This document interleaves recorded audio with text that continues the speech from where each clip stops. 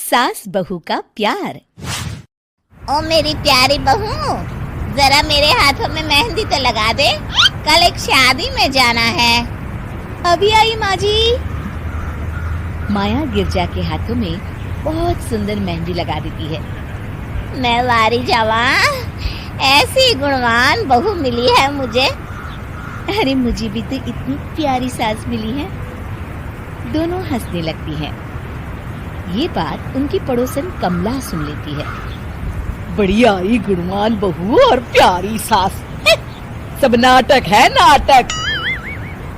कमला स्वभाव से बहुत तेज होती है। उसकी अपनी बहू से बिल्कुल नहीं बनती, इसीलिए वो गिरजा से जलती है। अगले दिन मंदिर में, अरे गिरजा बहन, आज शाम मंदिर में कीर्तन का प्रोग्राम है, आप आएंगी ना? हाँ हाँ जरूर।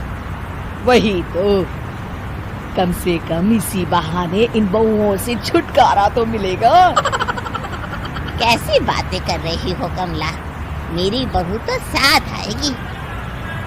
अरे माया कितने अच्छे भजन गाती है, तुमने नहीं सुना?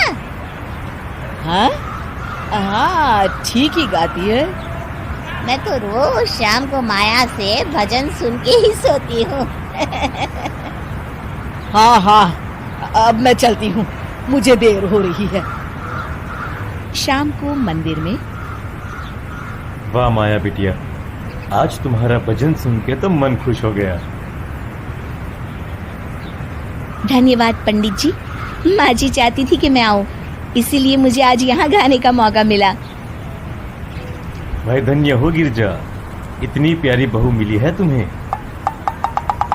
सो तो है पंडित जी। कमला दूर खड़ी सब सुन रही होती है। इनका प्यार तो अब मैं निकालती हूँ। अगले दिन कमला छत से माया को आवाज लगाती है। अरे माया, जी बुआ जी। जरा इधर तो आना, कुछ बताना है। अभी आई बुआ जी। क्या हुआ? माया कमला के पास जाती है। पता है, कल सुबह गिरजा मंदिर में कह रही थी कि उसकी किस्मत फूट गई जो उसे तेरे जैसी बहू मिली। अच्छा बुआ जी, किसी बात पर गुस्से में कह दिया होगा। आप तो जानती हैं माँ जी मुझे कितना प्यार करती हैं। अरे वो चाहती ही नहीं थी कि तू मंदिर में आए, वो तो मेरे बहुत कहने पर तुझे लेकर आई। दरअसल बुआ जी, घर पर बहुत काम रहता है ना, इसलिए माँ जी ने सोचा होगा मैं थक जाऊंगी। देखिए ना, कल हम मंदिर से देर रात घर आए तो उन्होंने कोई काम मुझे अकेले नहीं करने दिया। खाना उन्होंने खुद बनाया।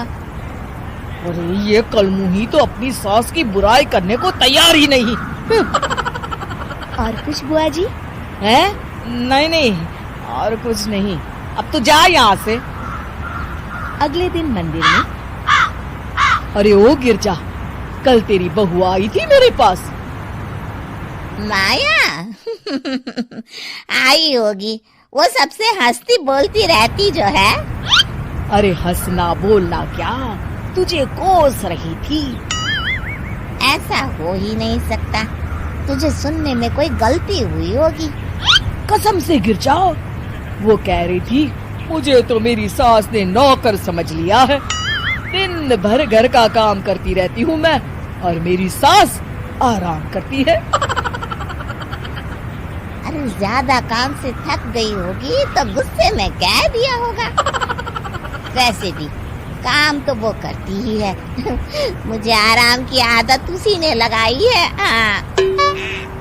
जो भी हो, थोड़ी नकेल कस ले, बाद में ये बहुएं सास को घर से ही निकाल देती है। कैसी बातें करती हैं कमला। मैं तो कहूँगी तू अपनी बहू के साथ प्यार से रहा कर, इधर उधर की बातों में ज्यादा ध्यान मत दिया कर। बड़ी आई मुझे सिखाने, मैंने तो तेरी भलाई के लिए कहा था, नहीं सुनना तो जा यहाँ से।